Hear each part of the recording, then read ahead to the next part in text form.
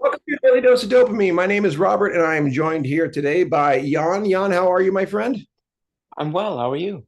I'm well. And Jan, you are a professor. You're based in Oslo, Norway, Hmm. regularly. You're on sabbatical right now. Is that That's correct? right. Right here Okay, in California. Yes. right here. Hey, we're California friends.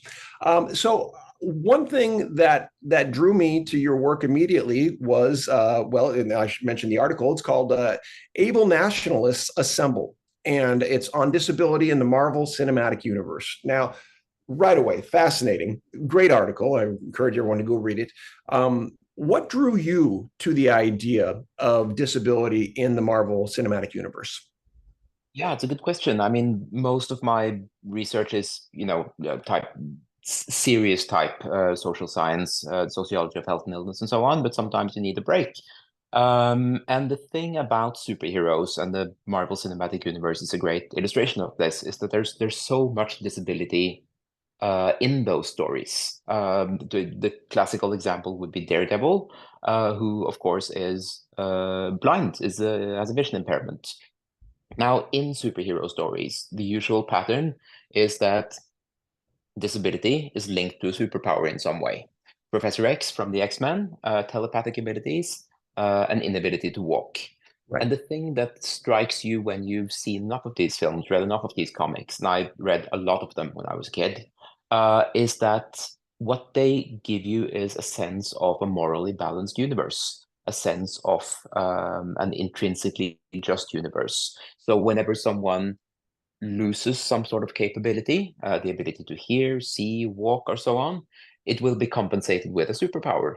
Of course, Mm. that's a stereotype about disabled people in the real world as well, that blind people will somehow have superpowers in terms of, well, echolocation is one thing, but just a special sensibility, a form of insight, that sort of thing. Wheelchair users must be especially intelligent, whether good or evil, that depends. But there is this idea that a disability is part of a supernatural moral order in the universe. And the Marvel Cinematic Universe expresses that idea continuously, and I think in sometimes very unreflective ways. I think that's great. It sounds to me, based on what you're saying, that we're almost physiologically talking about homeostasis, right? That the body's going to shift and balance to try to find wherever it sees a deficit and raise up the levels. Like you mentioned, a loss of hearing might make someone's sight or smell become more pronounced because they're adding more focus to those types of things. The same way Daredevil, echolocation because of his lack of sight. There is some, scientific physiological backing to the idea, and also I guess, like you said, a moral universe that is, this is where maybe it gets stickier, the idea of being compensated, right, Mhm. in some fashion. What I like from it is the opportunity, and the heroes are constantly challenged with that, to make choices in this. And in my world that I do a lot of research in Parkinson's, that's constantly where I'm trying to help people, because whenever people feel powerless because something has been taken away, there is the opportunity to shift focus and say, yes, this is gone. And now this opportunity has arisen that you might not have seen before. You might not even recognize before, but only became available because this went away. Not to make them say grateful for Parkinson's, but in other words, aware of a different opportunity. Does that fit with this Marvel universe? Well, sure. And I think it fits with how major life events and major identity defining characteristics are handled. You need to tell a story, and there are at the same time lots of cultural stories being told about you.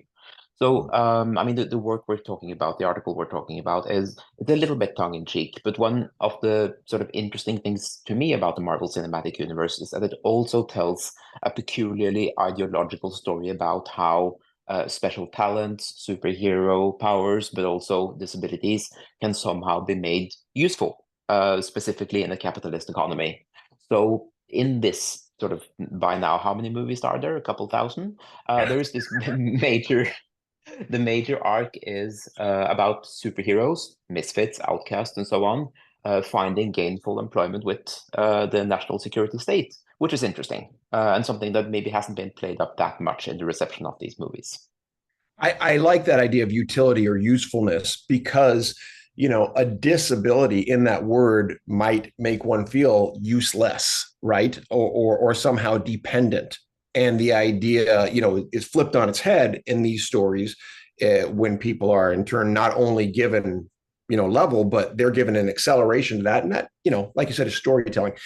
That's our time for right now. I'm going to come back to storytelling because I want to hear more about what you think about stories and their power and potency. We'll see you on the next Daily Dose. Okay.